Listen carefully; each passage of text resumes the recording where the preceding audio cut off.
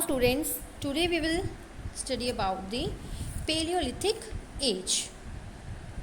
So it is considered that ये मन्या जाता है कि evolution of mankind started in this period. जो मनुख जाति का जो विकास है, evolution की हुंदा है विकास, इस अरसे विच ही शुरू होया सी, ठीक है। इस पीरियड इन दिस पीरियड मीनस इसी अरसे विच शुरू होया या इस युग विच शुरू होया जो पैलियोलिथिक एज वाला युग सी। इट रफली बिगेन अराउंड 500,000 BC। यह लगभग 5000 BCE है ना, पहला है ना, तो शुरू होया एंड एंडेड अराउंड 10,000 BC अते 10,000 BC दे लगभग ख़त्म होया। So this period is further subdivided into 3 phases on the basis of changes in climate and stone tools used. So इस युग नूं या इस अवधि नूं आपां कह सकते हैं तो वरते जांदे मौसम ते पत्थर संद विच तब्दीलियां दे आधार ते जो तब्दीलियां आईयां, पत्थर दे जो संद बनाए उस टाइम दे जो मनुख ने, उन्हां विच जिस तरह तब्दीलियां आंदियां रहियां या जिस तरह का वातावरण दे विच क्लाइमेट दे विच तब्दीलियां आईयां मौसम दे विच, उस दे आधार ते इसनूं 3 जो ने फेसिस आपां कह सकते 3 टुकड़ियां दे विच वंडिया गया है, ठीक है। The division is as follows. हेठ दिते अनुसार इन्हां दी वंड जो है हेठ दिते अनुसार है। फर्स्ट है लोअर पेलियोलिथिक एज और early old stone as. Lower यानी कि आप कह सकते हैं हेठला जो पुरातत्व युग, या फिर अर्ली यानी कि प्राचीन, ओल्ड पुराना है ना, प्राचीन, स्टोन एज यानी कि पत्थर युग, पुराना पत्थर युग। सो नेक्स्ट है मिडल पेलियोलिथिक एज और मिडल ओल्ड स्टोन एज यानी कि मध्य पुरातत्व युग या विचकारला प्राचीन पत्थर युग। The third one is upper Paleolithic age or upper old stone age. It means परला या उतला पुरातत्व युग या पुराना पत्थर युग। So last which जो आ जाता है upper old stone age। So first we'll talk about lower Paleolithic age. This age is considered as the formative age. So इस युग नूं इसदा शुरुआती युग मन्निया जाता है, स्टार्टिंग युग। So first we will see in the time line. असीं पहलां उत्थे देखते हैं। सो स्टूडेंट्स इत्थे हुण आपां देख रहे हैं टाइम लाइन, जिस ते प्रॉपर सानू शो किया गया है जो स्टोन एज है, जो पत्थर युग है, वो अगे 3 further it is divided into 3 सब periods on the basis of type and quality of stone tools ना। जो भी उन्होंने टाइप सी ते जो भी किस तरीके के जो स्टोन टूल सी, जो आप कह सकते हैं पत्थर संद जो यूज़ किए गए सी टाइम बाय टाइम है ना, उसके आधार पर जो पत्थर युग है, स्टोन एज है, उसनों 3 पार्ट्स के डिवाइड किया गया सी। तो किहड़े फर्स्ट वन है अपना, so here is Palaeolithic age. असीं देख रहे हैं पेलियोलिथिक एज। पेलियोलिथिक एज जो है इसनों ओल्ड स्टोन एज भी कहा जाता है ना। सो देखो असीं देख रहे हैं Palaeolithic, Mesolithic age, middle stone age और थर्ड वन है न्यू स्टोन एज, या आप उसनों कह सकते हैं न्यूलिथिक एज है ना। सो 3 पार्ट्स के विच उसनों फर्दर डिवाइड किया हुआ है। सो ये सारा की है जो टाइम लाइन से असीं देख रहे हैं, ये सारा जो समा है 500,000 BC तो लैके 4000 BC के विचकारला है ना। सो उस तो 4000 BC तो आप कह सकते हैं जो ये वाला समा है, इस तो पिछे वाला समा यानी कि इस समय तो भी पहला वाला समा, किन्ने समा पहला 500,000 BC है ना। सो इस तो पीछे चलता है ना समा, 4000 जो है पहला आएगा, 8000 BC बाद विच आएगा, 10,000 BC उस तो भी पहला वाला समा एंड 500,000 BC तो बहुत पहला समा है ना। सो जो ये सारा समा किस दे विच आंदा है, आप कह सकते हैं 500,000 BC तो लैके 4000 BC दे विच जो है बिटवीन जो समा है वो सारा केड़ा है पत्थर युग यानी कि स्टोन एज वाला टाइम है। It is the period of stone age. So stone age नूं अगे फर्दर डिवाइड किया 3 पार्ट्स दे विच जो असीं देख रहे हैं। सो उस दे विच असीं हुण गल कर रहे हैं about, now we are talking about Palaeolithic age यानी कि ओल्ड स्टोन एज। सब तो पहला जो पत्थर नूं यूज़ किया गया एक संद के तौर पर, सो वो किहड़ा टाइम सी, पेलियोलिथिक एज किन्ने तो किन्ने समय तक दे विचकारला टाइम सीगा। It is the time period between, जो पेलियोलिथिक सी it is between around, start कदों होया 500,000 BC पहला स्टार्ट होया तो 10,000 BC तक चलिया old stone age, Palaeolithic age जो फस्ट की है पीरीयड है, ठीक है, जो जिस आधार पर इसनों वंडिया गया स्टोन एज। सो नाउ हुण असीं जिस बारे गल कर रहे हैं कि जो पेलियोलिथिक एज वाला जो समा है it is further divided into 3 faces on the basis of changes in climate. जो भी वातावरण दे विच बदलाव आए या फिर स्टोन टूल्स जो यूज़ होए यानी कि पत्थर संद जो यूज़ होंदे गए समय समय के मुताबिक, सो इसलिए इसनों अगे फर्दर 3 पार्ट्स दे विच डिवाइड करता है इस समय नूं, इस विचकारले समय नूं 500,000 BC तो लैके 10,000 BC के विचकारले समय बारे, जिस बारे असीं हुण गल कर रहे हैं। सो फर्स्ट है लोअर पेलियोलिथिक, जो पेलियोलिथिक का ही फर्स्ट वाला जो हिस्सा है ना, जो फर्स्ट फेस है आप कह सकते हैं। सो उसनों कहते हैं लोअर पेलियोलिथिक एज यानी कि हेठला पुरातत्व युग। So this age is considered as a formative age. तो इस युग नूं इस दा शुरुआती युग मन्निया जाता है यानी कि स्टार्टिंग पॉइंट जो आप कह सकते हैं ना, starting period. During this age, इस युग दौरान many parts of the earth were covered heavily with ice. So इस युग दौरान धरती के बहुत सारे हिस्से बर्फ नाल ढके हुए सन। एंड द क्लाइमेट वॉज, जोड़ा वातावरण सी या मौसम सी, it was extremely cold. Extremely दा मीनस होंदा है बहुत बहुत ज़्यादा ठंडा। सो इस युग दौरान की सी मौसम भी बहुत ठंडा सी, जो क्लाइमेट सी वो भी बहुत ठंडा सी। Geologist define this cold period as ice age और प्लेस्टोजीन पीरियड। सो जो जियोलॉजिस्ट ने यानी कि भूविज्ञानी ने, है ना, भूविज्ञानियों ने की किया, इस समय नूं, जो इस ठंडे समय नूं, है ना, दिस कोल्ड पीरियड यानी कि इस ठंडे समय नूं डिफाइन किया है यानी कि परिभाषित किया है किस तरह, एज आइस एज और प्लेस्टोजीन पीरियड यानी कि एक बर्फ वाला जो समा होंदा है ना, बर्फ वाला युग, बर्फीला युग कह सकते हैं, या फिर उसनों प्लेस्टोजीन पीरियड की तरह उसनों परिभाषित किया है। भूविज्ञानियों ने दस्या है कि यह तो ठंडा समा वाला युग सी, ठंडा युग कह सकते हैं आप, बर्फीला युग। The most common tool of this age was the hand x.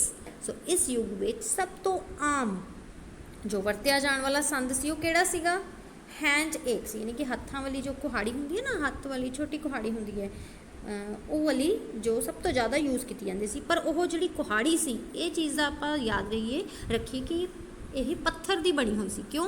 क्योंकि स्टोन एज वाला समा चल रहा है, उस टाइम लोहे की नहीं बनी सी कुहाड़ी, जो एक्स सी वो पत्थर की बनी हुई सी, स्टोन की, which was mainly use for chopping trees, जो ज़्यादातर ट्रीज नूं कटाई यानी कि आप कह सकते हैं रुखा की कटाई वास्ते वरती जाती सी, है ना, रुखा की कटाई करने वास्ते।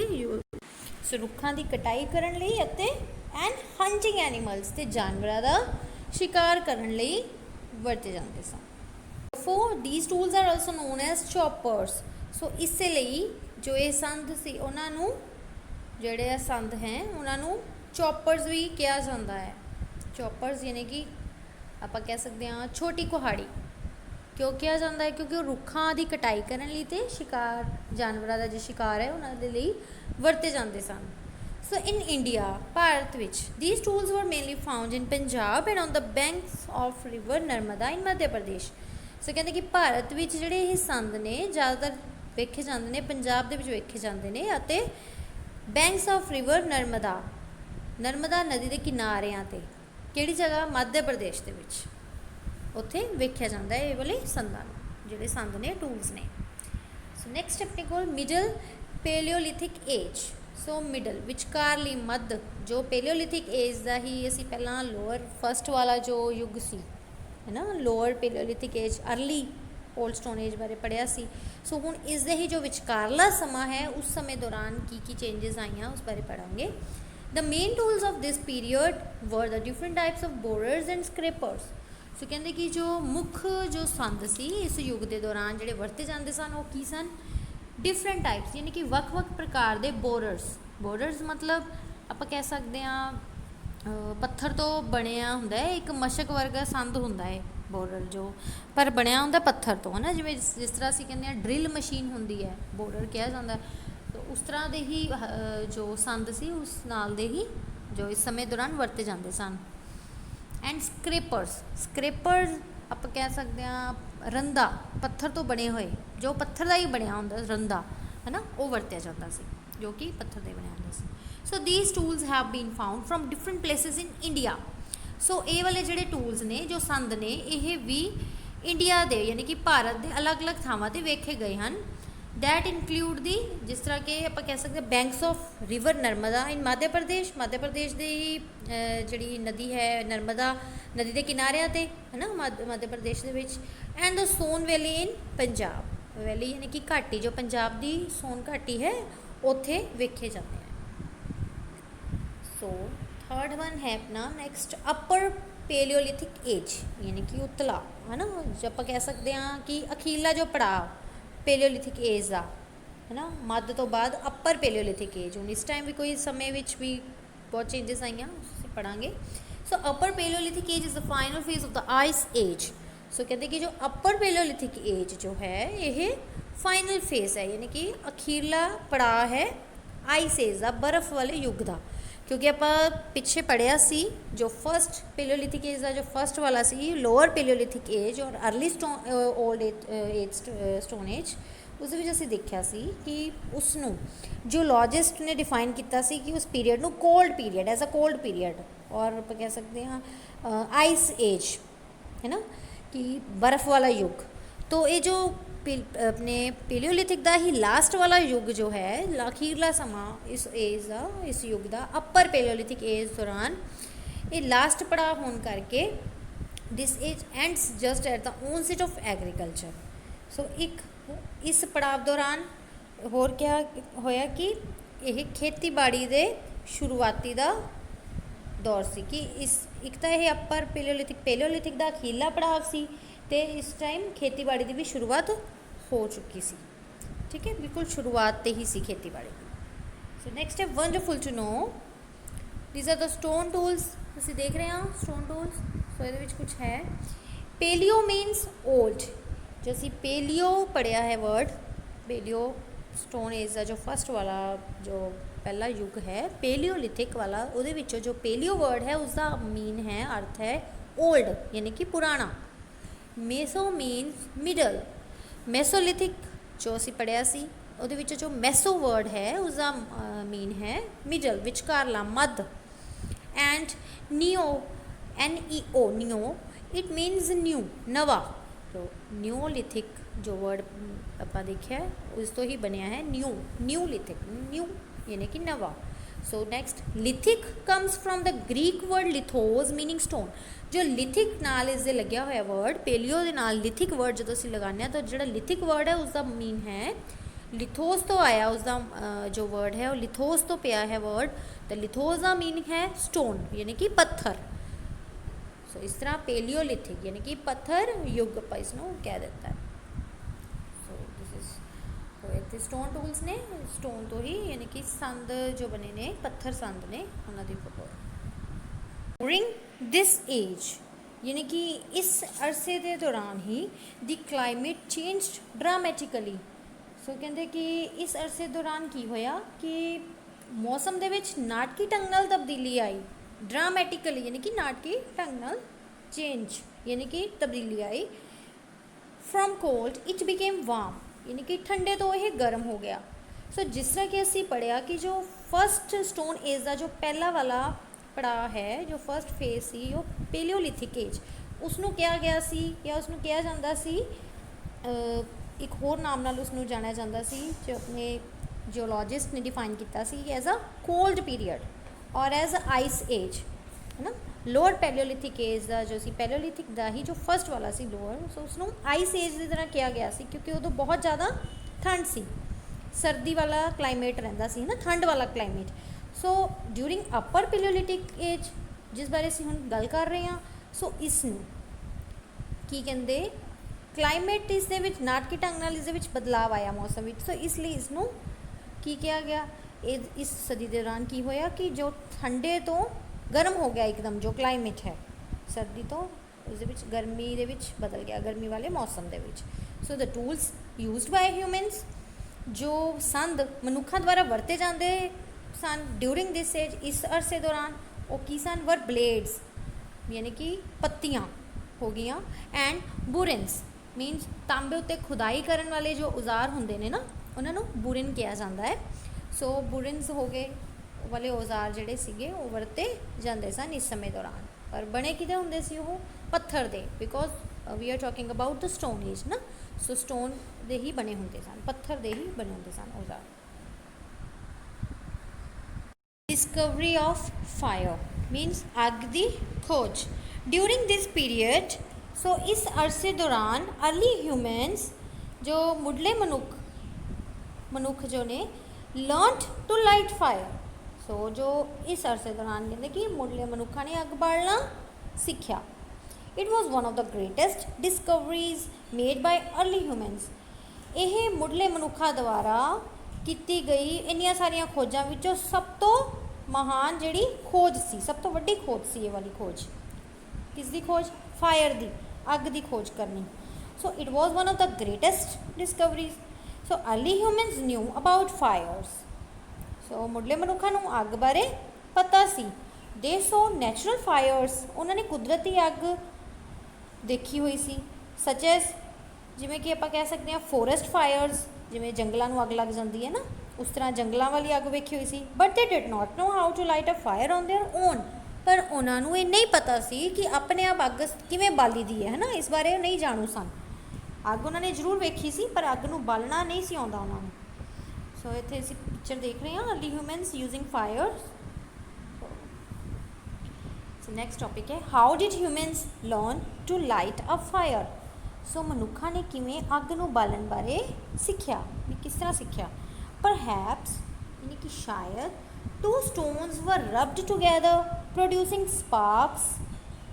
ਕਹਿੰਦੇ ਕਿ ਸ਼ਾਇਦ ਹੋ ਸਕਦਾ ਕਿ ਦੋ ਪੱਥਰਾਂ ਨੂੰ ਇਕੱਠੇ ਰਗੜਿਆ ਗਿਆ ਹੋਵੇ, ਹੈ ਨਾ।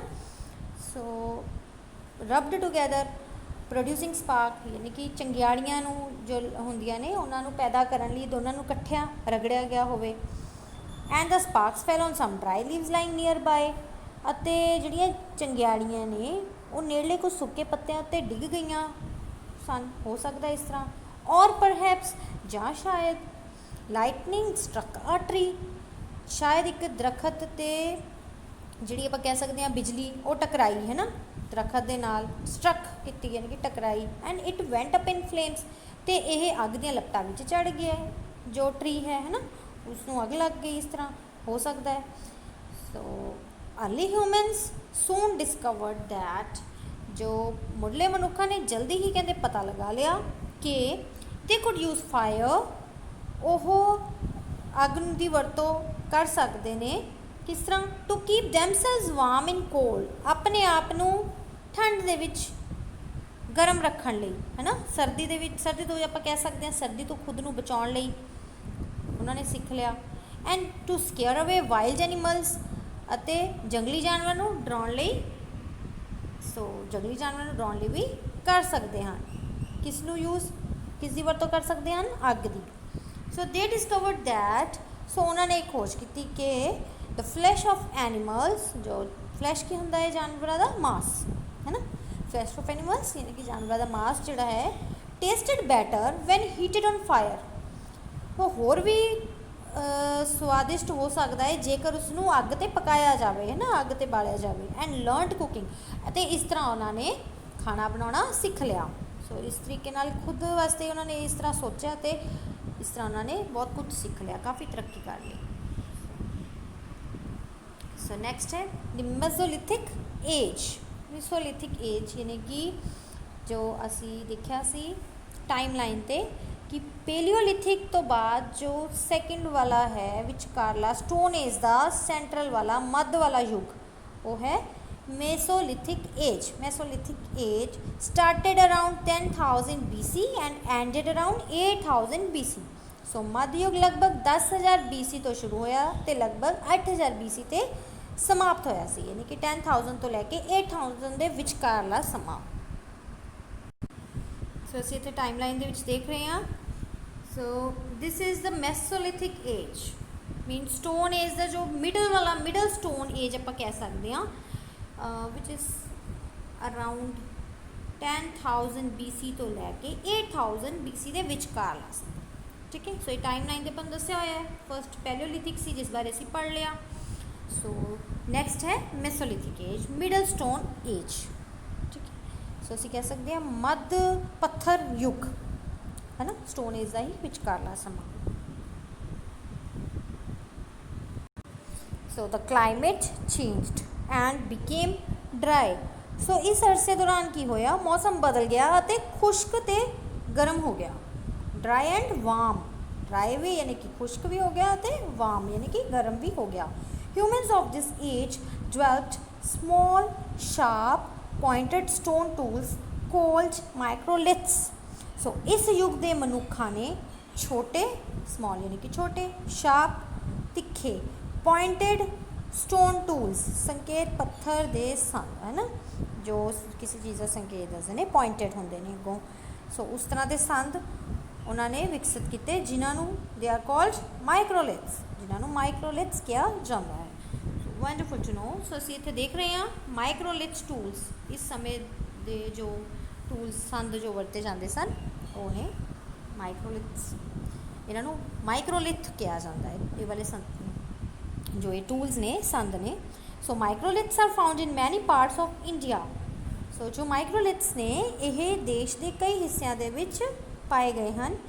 भारत देश के कई हिस्सों में, भारत है अपने इंडिया के, जिस तरह के लाइक छोटा नागपुर इन झारखंड का जो छोटा नागपुर है, जिसमें छोटा नागपुर कहा जाता है, उत्थे ये संद वेखे जाते हैं। And also on the banks of the river Ganga, अते गंगा नदी के किनारे बिटवीन गाजीपुर एंड वाराणसी इन उत्तर प्रदेश। गंगा नदी के किनारियां ते जो नदी किस विचाले आती है, गाजीपुर अते वाराणसी के विचकार, उत्तर प्रदेश के विच जिहड़ी नदी आती है वाराणसी ते गाजीपुर के विचकार, उत्थे इन संदां नूं वेख्या जाता है।